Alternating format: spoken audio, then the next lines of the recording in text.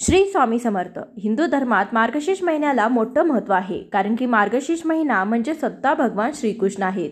कारण भगवान श्रीकृष्णांनी अर्जुनाला गीता ज्ञान देताना स्वतःच म्हटलं होतं की वेदांमध्ये मी सामवेद आहे, ऋषींमध्ये नारद आहे, मुनींमध्ये कपिल आहे, झाडांमध्ये मी पिंपळ आहे, तर ऋतूमध्ये वसंत आहे आणि महिन्यामध्ये मी मार्गशीर्ष आहे. मासानाम मार्गशीर्षोहम असं भगवान श्रीकृष्णांनी स्वतः सांगितलं आहे. त्यामुळे संपूर्ण मार्गशीर्ष महिना हा जप, तप, व्रत, वैकल्य करून पाप क्षालन करण्याचा तसेच पुण्य कमवण्याचा महिना मानला जातो. या महिन्यामध्ये मार्गशीर्ष पौर्णिमेला जो संपूर्ण श्रद्धा आणि भक्तीने भावाने व्रत करतो त्याला त्याच्या आयुष्यातील सर्व दुःख आणि समस्यापासून मुक्ती तर मिळतेच, तसेच गतजन्मीचे देखील सर्व पाप नष्ट होऊन या जन्मात मोक्ष प्राप्त होतो. सध्या मार्गशीर्ष महिना सुरू आहे आणि ज्योतिषशास्त्रात मार्गशीर्ष पौर्णिमेला खास महत्त्व आहे. मार्गशीर्ष पौर्णिमेला भगवान विष्णू आणि लक्ष्मीची पूजा केली जाते. तसेच या पौर्णिमेला तिथीला दत्त जयंती देखील साजरी केली जाते, म्हणून ही तिथी अगदी विशेष मानली जाते. पौर्णिमा तिथीला चंद्राला अर्घ्य अर्पण करणं देखील शुभ मानलं जातं. मान्यतेनुसार पौर्णिमा तिथीच्या पूजनाने घरामध्ये सुख, समृद्धी, ऐश्वर्य प्राप्त होतो. तर मार्गशीर्ष महिन्याच्या पौर्णिमेला आपण अन्नपूर्णा जयंती देखील साजरी करतो. या पौर्णिमेला आपण काय करावं, काय करू नये, कोणत्या गोष्टी कराव्या जेणेकरून माता लक्ष्मीचा, भगवान विष्णूंचा आशीर्वाद आपल्यावरती सदैव राहील, अशी बरीचशी माहिती तुम्हाला या व्हिडिओतून मिळेल. त्यासाठी व्हिडिओ शेवटपर्यंत आवर्जून बघा. चॅनलवर नवीन असाल, पहिल्यांदाच माझे व्हिडिओ पाहत असाल तर चॅनलला अवश्य सबस्क्राईब करा. दरवर्षी मार्गशीर्ष पौर्णिमेलाच वर्षाची अगदी शेवटची पौर्णिमा असते. तर या वर्षाची 2023ची शेवटची पौर्णिमा तिथी ही 26 डिसेंबरला मंगळवारी आलेली आहे. सकाळी 5:46 सुरू होईल आणि 27 डिसेंबरला बुधवारी सकाळी 6:02 समाप्त होईल. परंतु उदय तिथीनुसार आपल्याला 26 डिसेंबरला मंगळवारी ही पौर्णिमा साजरी करायची आहे. तर या दिवशी सकाळी लवकर उठावे. तर या दिवशी पवित्र नदीत स्नान करण्यालाही खूप महत्त्व आहे. तुम्हाला जर पवित्र नदीत स्नान करणं जमत नसेल तर घरामध्ये आंघोळीच्या पाण्यामध्ये थोडंसं गंगाजल मिक्स करून त्याने देखील तुम्हाला स्नान करता येईल. परंतु सूर्योदयाच्या अगोदर उठून स्नान करावे. पौर्णिमा ही तिथी भगवान विष्णू आणि माता लक्ष्मी यांना समर्पित असते. त्यासाठी पौर्णिमा तिथीला आपण छोटे मोठे उपाय केले, छोट्या मोठ्या सेवा केला तर नक्कीच त्याचा परिणाम आपल्यावरती नक्कीच होईल. आपल्या घरामध्ये जे काही आर्थिक समस्या असतील किंवा दुसऱ्या काही अडचणी असतील तर त्याही नक्कीच दूर होतील. तर मार्गशीर्ष पौर्णिमेला आपल्याला भगवान विष्णूंची आणि माता लक्ष्मीची विधिवत पूजा करायची आहे. भगवान विष्णूची, माता लक्ष्मीची पूजा करत असताना त्यांना तुम्ही पंचामृताने स्नान घालू शकता. पंचामृताने स्नान घालत असताना तुम्ही माता लक्ष्मीच्या मंत्राचा जप करू शकता. विष्णूंना स्नान घालत असताना विष्णूंचा मंत्रांचा जप करू शकता. मंत्र इथे मी लिहून दिलेले आहेत, ते पाहून तुम्ही म्हणू शकता. शक्य असल्यास तुम्ही श्रीसूक्ताचा पठण करू शकता, पुरुषसूक्त वाचू शकता किंवा तुम्ही विष्णू सहस्रनामाचा देखील पाठ करू शकता.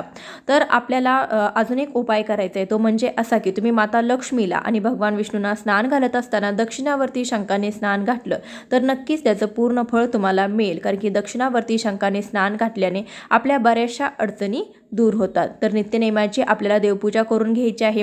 आपलं जे अंगण आहे ते अंगण देखील आपण साफ करून घ्यायचं आहे. तुम्ही शेणाचा सडा घालून घेऊ शकता किंवा पाण्याने आपलं अंगण स्वच्छ करून घ्यायचं आहे. उंबरठ्यावरती हळदीचं लेपन करायचं आहे. कारण की पौर्णिमा या तिथीला आपल्या उंबरठ्याची पूजा केल्याने घरामध्ये माता लक्ष्मीचा नक्कीच प्रवेश होतो. कारण की आपला उंबरठा, आपला मुख्य प्रवेशद्वार जेवढं सुशोभित आणि आकर्षक असेल तर अशा घरामध्ये माता लक्ष्मी अखंड वास करते.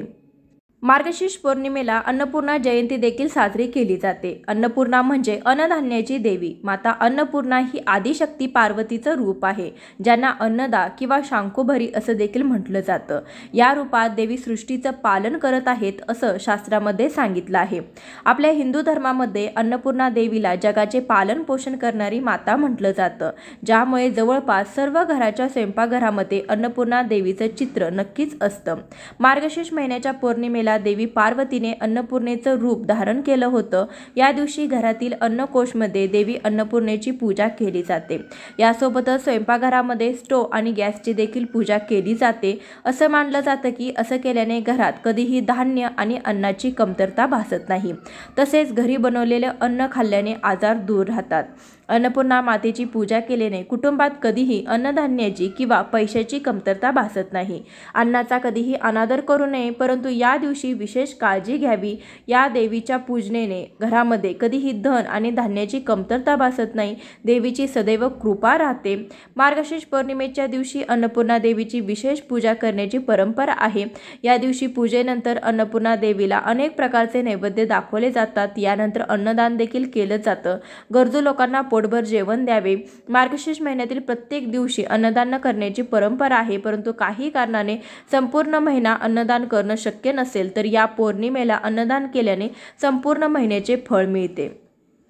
मार्गशीर्ष पौर्णिमेला अन्नपूर्णा मातेची पूजा कशी करावी याचा व्हिडिओ मी अगोदरच आपल्या चॅनलवरती अपलोड केलेला आहे। तुम्ही पाहिला नसेल तर नक्की पहा आणि त्याच प्रकारे तुम्ही अन्नपूर्णा जयंतीला आपल्या गॅसची, स्टोवची आणि अन्नपूर्णा मातेची पूजा नक्की करा। अन्नपूर्णा मातेची पूजा केल्याने घरामध्ये धनधान्याची कधीही तुटवडा भासत नाही। त्यानंतर आपण जे शिजवलेलं अन्न असतं ते रुचकर लागतं, पोट भरतं। पोट भरल्यामुळे अनेक आजार दूर होतात। तर त्यासाठी अन्नपूर्णा मातेचा आशीर्वाद आपल्या डोक्यावर असायला हवा। तर या दिवशी आपल्याला विधिवत पद्धतीने अन्नपूर्णा मातेची पूजा करायची आहे। आपलं स्वयंपाकघर, आपला गॅस, स्टोव अगदी स्वच्छ लकलकीत ठेवायचं आहे। या दिवशी माता अन्नपूर्णेला प्रसन्न करण्यासाठी आपण किचनमध्ये ओल्या कुंकवाने एक आपल्याला स्वस्तिक काढायचं आहे। तर स्वस्तिक काढण्याची योग्य पद्धत व्हिडिओमध्ये दाखवलेली आहे। अगदी त्याच पद्धतीने तुम्ही स्वस्तिक काढावे। तर स्वस्तिक काढल्यानंतर आपण त्या स्वस्तिकला हळदी, कुंकू, पुष्प, अक्षता ओवाळून, धूप दाखवून, आरती ओवाळून आपण घ्यायचे आहे। कारण की स्वस्तिक ह्या चिन्हामध्ये प्रचंड शक्ती असते आणि अन्नपूर्णा मातेला समर्पित आपल्याला हे स्वस्तिक काढायचं आहे। स्वस्तिकमध्ये सर्व देवी देवतांचा वास असतो आणि आपण विकतची कितीही स्वस्तिक, शुभलाभ हे चिन्ह चिटकवण्यापेक्षा ओल्या कुंकवाने किंवा ओल्या हळदीने तुम्ही ते स्वस्तिक हे चिन्ह काढल्याने आपल्या घरामध्ये प्रचंड प्रमाणात सकारात्मक ऊर्जा निर्माण होते। तर या दिवशी आपल्याला स्टोवची देखील पूजा करून घ्यायची आहे। हळदी, कुंकू, गंध, पुष्प, अक्षता वाहून आपल्याला स्टोवची देखील पूजा करून घ्यायची आहे। त्यानंतर आपल्याला किचनमध्ये आग्नेय दिशेला म्हणजे आपला स्टोव असतो त्या स्टोवच्या थोड्याशा दूर आपल्याला एक दिवा लावायचा आहे। दिवा लावत असताना तुम्ही गॅस खालून बंद करा, कारण की आपण गॅस स्टोव जवळ असा दिवा लावत असताना थोडीशी दक्षता देखील घ्यायला हवी। दिव्यालाही हळदी, कुंकू, अक्षता, फूल व्हायचा आहे। अगरबत्तीने ओवाळून घ्यायचे। तर अन्नपूर्णा मातेला समर्पित आपण हा दिवा लावायचा आहे। त्यानंतर जलदेवतेची देखील तुम्ही पूजा करून घ्यायची आहे। जशी आपण स्टोवची अग्निदेवतेची म्हणून पूजा केली, अगदी त्याचप्रमाणे आपण ज्या भांड्यामध्ये पाणी भरून ठेवतो त्या भांड्याची ही पूजा करून घ्यायची आहे। त्याच्यावरही आपल्याला ओल्या कुंकवाने एक स्वस्तिक काढून घ्यायचं आहे। धूप दीप ओवाळून घ्यायचा आहे। पुष्प, अक्षता व्हायच्या आहेत। अशा पद्धतीने आपण जलदेवतेची देखील पूजा करून घ्यायची आहे। अन्नपूर्णा मातेची पूजा तुम्ही स्वयंपाकघरामध्ये करू शकता किंवा देवघरामध्ये केली तरी देखील चालेल। फक्त गॅसची, स्टोवची तुम्ही पूजा करून घेऊ शकता आणि देवघरामध्ये जिथे तुम्ही रोज अन्नपूर्णा मातेची पूजा करता त्याच ठिकाणी तुम्ही अन्नपूर्णा मातेची पूजा करू शकता। अन्नपूर्णा मातेची मूर्ती ही देवघरामध्ये शिवलिंगाजवळ ठेवावी।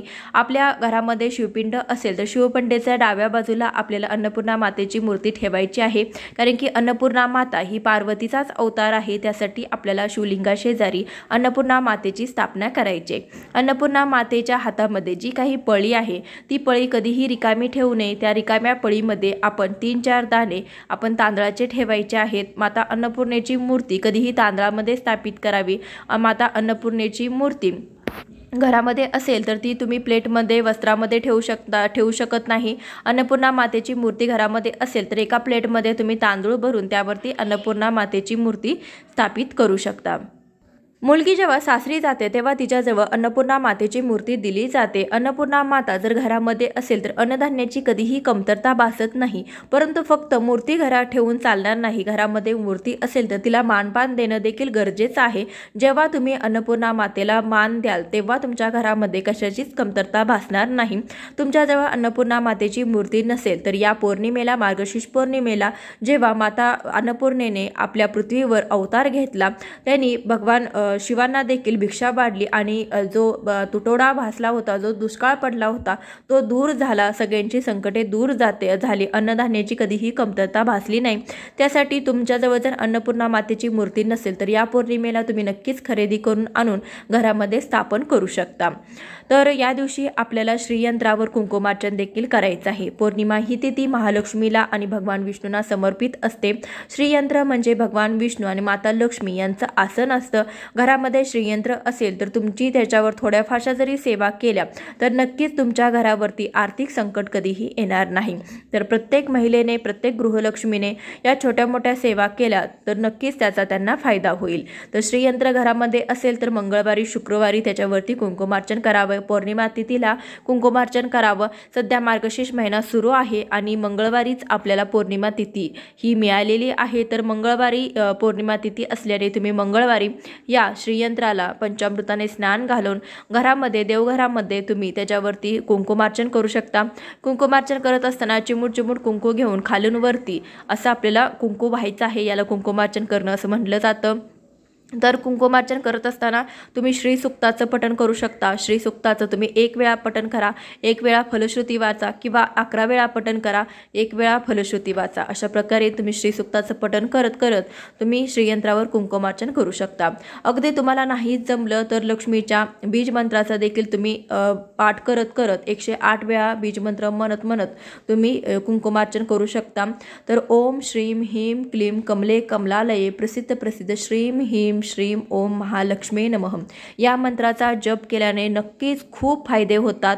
तर ह्या कमलात्मक मंत्राचा जप करत तुम्ही श्रीयंत्रावरती कुंकुमार्चन करू शकता। तुम्हाला जर कुंकुमार्चन करत असतानाच तुम्हाला श्रीसूक्त पठण करणं किंवा मंत्रजाप करणं शक्य नसेल तर तुम्ही फोनवर, यूट्यूबवरती श्रीसूक्त लावून देऊन कुंकुमार्चन करू शकता। त्यानंतर जी कमलगट्ट्याची माळ श्रीयंत्राच्या भोवती ठेवलेली असते ती श्रीयंत्राच्या भोवती ठेवलेल्या कमलगट्टा माळेने तुम्ही या मंत्राचा जप करू शकता। कारण की ओम श्रीम ह्रीम श्रीम कमले कमलालये प्रसिद्ध श्रीम ह्रीम श्रीम ओम महालक्ष्मी नमः या कमलात्मक मंत्राचा जप जर आपण कमलगट्ट्या माळेवर केला तर नक्कीच आपल्याला त्याचा प्रचंड फायदा होतो। तर या पौर्णिमेला तुम्ही हा उपाय नक्कीच करून पाहू शकता। पुढच्या पौर्णिमेपर्यंत तुम्हाला तुमच्या घरामध्ये चांगले बदल झालेले दिसून येतील। कुंकुमार्चन केलेलं कुंकू एका डबीमध्ये काढून ठेवून ते तुम्ही रोज तुमच्या कपाळावरती लावू शकता। घरातून बाहेर जाताना जेव्हा तुम्ही महत्त्वाचं काम करणार असाल किंवा रोज तुम्ही हे कुंकू तुम्ही जर कपाळावरती लावून गेला तर नक्कीच तुमचं कोणतंही काम यशस्वी होईल। कारण की या कुंकवामध्ये प्रचंड अशी शक्ती सामावलेली असते। तर हा उपाय देखील तुम्ही करू शकता। घरामध्ये कुंकुमार्चन करून तुम्ही ते कुंकू कुठेही बाहेर जाताना किंवा महिला ज्या भांगामध्ये कुंकू भरतात, कपाळावर कुंकू लावतात तर हे कुंकू लावावं। हे कुंकू तुम्ही इतर कोणालाही देऊ शकत नाही, घरातील व्यक्तीनेच हे कुंकू लावावं। नक्कीच तुम्हाला त्याचा फायदा दिसून येईल, त्याचे तुम्हाला घरामध्ये झालेले बदल दिसून येतील। महालक्ष्मीला कवड्या हा अत्यंत प्रिय आहेत। घरामध्ये पिवळ्या कवड्या तुम्ही मार्गशीर्ष पौर्णिमेला आणून घरामध्ये त्या स्थापित करू शकता। तुमच्या घरामध्ये जर पिवळ्या कवड्या असतील तर त्याच्यातले तुम्ही तांदूळ वगैरे बदलून कवड्यांना स्नान घालून त्या पुन्हा स्थापित करू शकता। तर घरामध्ये पिवळ्या कवड्याच आणाव्यात। माता लक्ष्मीला पिवळ्या कवड्या प्रचंड प्रिय आहेत। 5, 7 किंवा 11 कवड्या तुम्ही घरामध्ये स्थापित करू शकता। पंचामृताने स्नान घालायचं किंवा हळदीने स्नान घालायचं आणि त्यानंतर अशा प्रकारे तांदळामध्ये तुम्ही या कवड्या ठेवायच्या आहेत आणि ह्या कवड्या आपण महालक्ष्मीच्या समोर देवघरामध्ये ठेवायच्या आहेत। मार्गशीर्ष महिना हा भगवान विष्णूंना समर्पित असतो। या महिन्यामध्ये आपण मोठ्या भक्तिभावाने मार्गशीर्ष गुरुवारचे व्रत करत असतो जेणेकरून माता लक्ष्मीची कृपा आपल्यावर व्हावी। तर या पौर्णिमेला भगवान विष्णूंची पूजा करणं देखील खूप शुभ मानलं जातं। कारण की मार्गशीर्ष महिना हा भगवान विष्णूंना देखील समर्पित आहे। या महिन्यामध्ये या मार्गशीर्ष पौर्णिमेला तुम्ही घरामध्ये सत्यनारायण पूजा देखील करू शकता।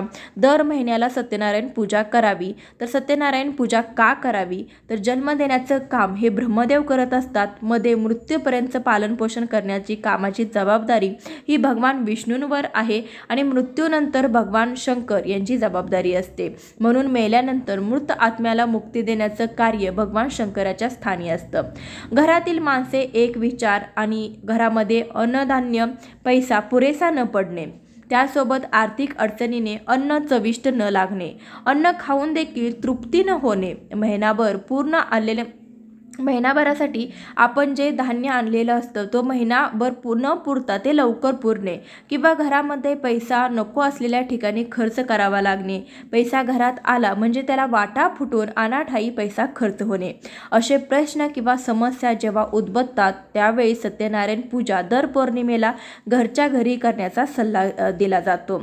तर दर महिन्याला आपण घरच्या घरी सत्यनारायण पूजा केल्याने असे प्रश्न आपले पूर्णपणे सुटतात।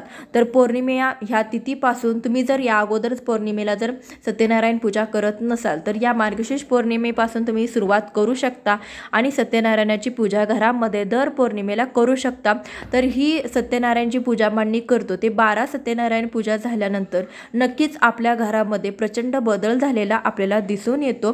तर ही पूजा आपल्याला वर्षभर करायची आहे, दर पौर्णिमेला तुम्ही करू शकता। तुम्हाला जर अगदीच त्याचा फायदा झाला तर तुम्ही कायमस्वरूपी देखील दर पौर्णिमेला सत्यनारायण पूजा करू शकता, सत्यनारायणाची कथा देखील वाचू शकता। तर सत्यनारायणाची पूजा दर महिन्याला कशी करावी याचा देखील व्हिडिओ आपल्या चॅनलवरती उपलब्ध आहे, लिंक तुम्हाला डिस्क्रिप्शन बॉक्समध्ये मिळेल। शंख हा समुद्रात सापडतो। शंख हा विजय, समृद्धी, आनंद, शांती, प्रसिद्धी, कीर्ती आणि लक्ष्मी यांचं प्रतीक मानलं जातं। सर्वात महत्त्वाचं म्हणजे शंख हे नादांचं प्रतीक आहे। शंख हा भगवान विष्णूंना समर्पित केला जातो, म्हणून लक्ष्मी आणि विष्णू यांच्या पूजेमध्ये मूलतः शंख वाजवला जातो। जेव्हा समुद्र मंथन झालं तेव्हा पांचजन्य नावाचा शुभ्र शंखाची उत्पत्ती झाली। विष्णू पुराणानुसार माता लक्ष्मी ही समुद्र राजाची कन्या असून शंख तिचा भाऊ आहे, म्हणून असेही म्हटलं जाते की जेथे शंख आहे तिथे लक्ष्मीचे निवासस्थान आहे, म्हणून विष्णूने देखील आपल्या हातामध्ये शंख धारण केलेला असतो। शंखाचे अनेक प्रकार आहेत, परंतु शास्त्रानुसार वामवर्ती आणि दक्षिणावर्ती शंख हे सर्वात महत्त्वाचे मानले जातात। शंख निर्मिती ही शंखचूर्णांच्या हाडापासून होते। त्यांची उत्पत्ती समुद्र मंथनादरम्यान झाली होती। हेच कारण आहे की देवी लक्ष्मी आणि दक्षिणावर्ती शंख हे दोघे भाऊ बहीण मानले जातात। शंख हा लक्ष्मीचा छोटा भाऊ समजला जातो। दक्षिणावर्ती शंखाला विशेष महत्त्व आहे। घरामध्ये दक्षिणावर्ती शंखाची विधिवत पूजा करून स्थापना केल्यामुळे घरामध्ये असलेल्या विविध प्रकारच्या बाधा नष्ट होतात, घरामध्ये धनाची कधीही कमतरता भासत नाही। दक्षिणावर्ती शंखाचे अनेक लाभ आहेत। साक्षात लक्ष्मीचा भाऊ असणाऱ्या दक्षिणावर्ती शंखाची पूजा ज्या घरामध्ये होते तेथे कायम मंगलमय वातावरण राहते। यामुळे दक्षिणावर्ती शंख घरामध्ये नक्कीच असावा। दक्षिणावर्ती शंख घरामध्ये असेल तर त्यामध्ये थोडंसं पाणी भरून ठेवा। शंख कधीही रिकामा ठेवू नये। तर पौर्णिमा या शुभ तिथीला तुम्ही भगवान विष्णूंच्या मूर्तीवर, माता लक्ष्मीच्या मूर्तीवर दक्षिणावर्ती शंखाने अभिषेक केल्यास माता लक्ष्मीचा प्रचंड आशीर्वाद तुम्हाला प्राप्त होतो, विष्णूंचा आशीर्वाद देखील तुम्हाला प्राप्त होतो। त्यासाठी तुम्हाला दक्षिणावर्ती शंखाने पौर्णिमा या तिथीला माता लक्ष्मीला, भगवान विष्णूंना स्नान घालायचं आहे। तर तुम्हाला माता लक्ष्मीला या दिवशी हळदीने आणि कुंकवाने देखील स्नान घालायचे। तर हळदीने स्नान घालत असताना हळदीमध्ये आपण थोडंसं पाणी किंवा तुम्ही कच्चं दूध मिक्स करून त्याने स्नान घालायचे, कारण की हळद ही माता लक्ष्मीला तसेच भगवान विष्णूंना देखील खूप प्रिय आहे। या दिवशी तुम्ही माता लक्ष्मीला, भगवान विष्णूंना हळदीने स्नान घालू शकता आणि हळदीमध्ये थोडंसं दूध मिसळून त्याचा टिळा कपाळावरती लावल्याने देखील अनेक आर्थिक समस्या दूर होतात। माता लक्ष्मीच्या मूर्तीवर किंवा श्रीयंत्रावर तुम्हाला कुंकुमार्चन करणं शक्य नसेल तर या दिवशी तुम्ही कुंकवामध्ये थोडंसं पाणी मिक्स करून त्याने देखील तुम्ही मूर्तीवरती अभिषेक करू शकता। यामुळे देखील तुम्हाला अगदी कुंकुमार्चन केल्याचं फळ मिळू शकतं। या दिवशी आपल्याला सकाळी आणि संध्याकाळी तुळशीची पूजा करायची आहे। सकाळी तुळशीची पूजा करत असताना सकाळी उठल्यानंतर आंघोळ केल्यानंतर तुळशीमध्ये पाणी घालून हळदी कुंकू व्हायचं आहे। त्यानंतर तुळशीच्या समोर छोटीशी रांगोळी काढायची आहे। तुळशीला पाणी घातल्यानंतर हळदी कुंकू वाहिल्यानंतर तुळशीसमोर एक दिवा अगरबत्ती लावायची आहे। त्यानंतर आपण तुळशीला नमस्कार करायचा आहे। तर तुळशीची सकाळी पूजा करत असताना तुम्ही तुळशीला स्पर्श करू शकता, परंतु सायंकाळी तुळशीची पूजा करत असताना तुळशीला कधीही स्पर्श करू नये। तर त्यासाठी मी इथं दुरूनच हळदी कुंकू वाहणार आहे आणि तुळशीच्या समोर आपल्याला छोटीशी का होईना रांगोळी काढायची, रांगोळीवरती हळदी कुंकू व्हायचे। रांगोळी कधीही पांढरी ठेवू नये।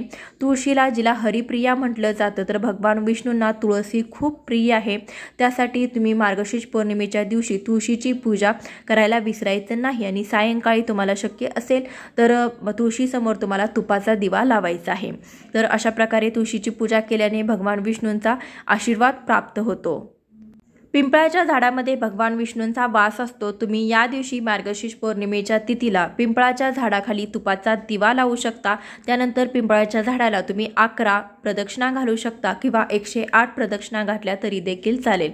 पिंपळाच्या झाडाची पूजा करत असताना ओम नमो भगवते वासुदेवाय या मंत्राचा जप करायचे। मार्गशीर्ष पौर्णिमेला भगवान विष्णूंची जशी पूजा करणं अगदी शुभ मानलं जातं, त्याचबरोबर चंद्राची देखील पूजा करणं आपल्याला तेवढंच फलदायी ठरतं। तर या दिवशी आपल्याला चंद्राची पूजा करत असताना, चंद्राला अर्घ्य अर्पण करत असताना एक तांब्याभर पाण्यामध्ये आपल्याला कच्चं दूध मिक्स करायचं आहे। त्यामध्ये आपल्याला थोडेसे तांदूळ टाकायचे आहेत आणि चिमूटभर साखर टाकायची आहे आणि हे दूध, हे जे पाणी आहे ते पाणी आपल्याला चंद्रदेवाला अर्पण करायचं आहे। चंद्रदेवाला अर्घ्य द्यायचा आहे आणि अर्घ्य देत असताना तुम्ही ओम सोमाय नमः या मंत्राचा जप करायचा आहे। या दिवशी चंद्राला जल अर्पण केल्याने घरामध्ये सगळ्या आर्थिक संकटे दूर होतात, तसेच घरामध्ये धन आणि धान्याची कधीही पैशाची कमतरता भासत नाही। तर पौर्णिमा ही तिथी आपल्या कुलदेवतेला देखील समर्पित असते।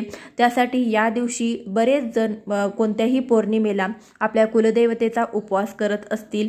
घरामध्ये एकतरी व्यक्ती ही कुलदेवतेचा उपवास करत असेल। पौर्णिमेच्या तिथीला आपण आपल्या कुलदेवतेचं दर्शन घ्यायचं आहे। कुलदेवतेच्या तुम्ही ठिकाणी जाऊन, कुलदेवतेच्या मंदिरामध्ये जाऊन तुम्ही दर्शन घेऊ शकता। शक्य झालं नसेल तर घरामध्ये तर आपण कुलदेवतेची सेवा करायची आहे, कारण की कुलदेवतेचा आशीर्वाद ज्या घरावरती असतो त्या घराला कधीही कशाचीच कमतरता भासत नाही। त्यासाठी घरातील गृहिणीने प्रत्येक पौर्णिमेला कुलदेवतेची होईल तेवढी सेवा करावी। तर तुम्ही जो काही तुमचा कुलदैवत आहे, कुलदेवी आहे, त्यांच्या मूर्तीवरती पंचामृताने किंवा कच्च्या दुधाने या दिवशी नक्की स्नान घालून घ्या।